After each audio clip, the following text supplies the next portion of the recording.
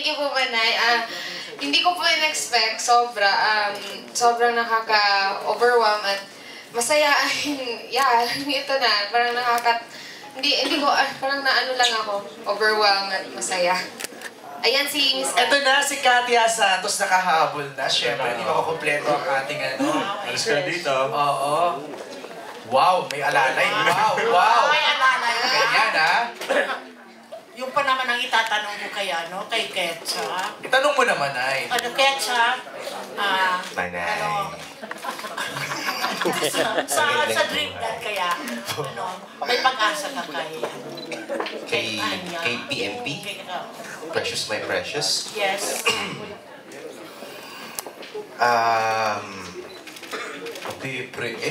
Yung tinake namin kanina. Manay, tala natin, ere naman. Ere naman po tonight. Pero, nagkalakasan na ng loob. Tsaka, parang naman. Alam mo, may mga 55 point. Mataas naman sa ratings namin yung percent ng, I think, ng chances ko kay Precious. Kay Tanya. Katia. Sorry. Katya, matapos mo kaming batiin, pakisagot itong tanong ko kung bakit, kung bakit medyo matagal-tagal ka hindi nagkaroon at nang nagkaroon ka ng project, ganito kaganda ang role, may leading man ka pa. Magandang buhay po sa inyong lahat. Ayan, magandang gabi po. Tita, kasi po, I got married and then, syempre, nag-mother role pa muna po ako talaga sa anak ko. And then, finally, nabigyan nga po ako ng chance na mapabilang sa show na to. And kahit po ako, nagulat ako na sa estado ko ngayon, ngayon po ako nagka-love team sa TV. Pero nakakatuwa rin naman na nabigyan po ako ng chance na gano'n. Yung wholesome naman, nawawala na sa isip ng tao yung dating reputation. So gusto ko na rin naman matanggal po yun. At dahil dito, ang laking tulong ng character ko as Precious na makalimutan nila yung mga dati ko pong shows, movies. Katya, hindi ba you started as a child actress? So ano masasabi mo kay Jana? Although you were not her age na maging child star ka. When I started, parehas po, 4 din po ako. Siguro po ang kaibahan namin, siya po kasi talaga mas witty, mas chumichika, hindi nahihiya.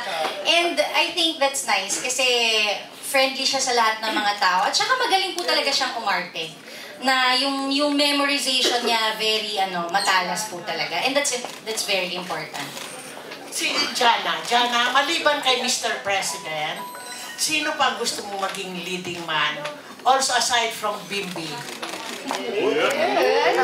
Totoo ba? Gusto mo makapartner si Bimbi, Jana? Mayroon na silang pelikula. Ay. Opo. Sino pa?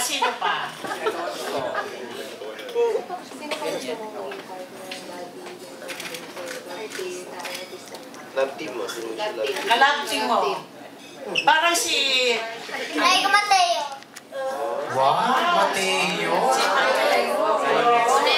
Honesto. Honesto. Oo. Paano Mateo?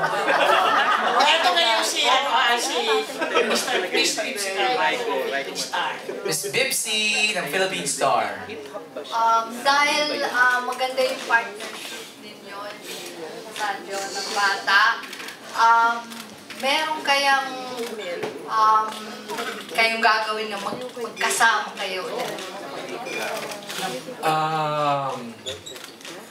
Gusto mo ba? Magkatrabaho ulit tayo? Ha? Gusto ko lagi kita kasama. Hopefully, sana magkaroon kami ng iba pang project. Actually, lahat kami. Gusto ko magkakasama pa rin kami lahat. Sila Miss Gloria, sila Tito Ariel. Kasi ibang klase talaga yung nabuong grupo dun sa Dream Dad. Ang sarap panoorin sa ibang, ang sarap gawin ng sitcom, ang sarap gawin ng pelikula, yung mga characters na nabuo dito sa Dream Dad. Thank you, Miss Bibsy. Ito na, si Leo bukas.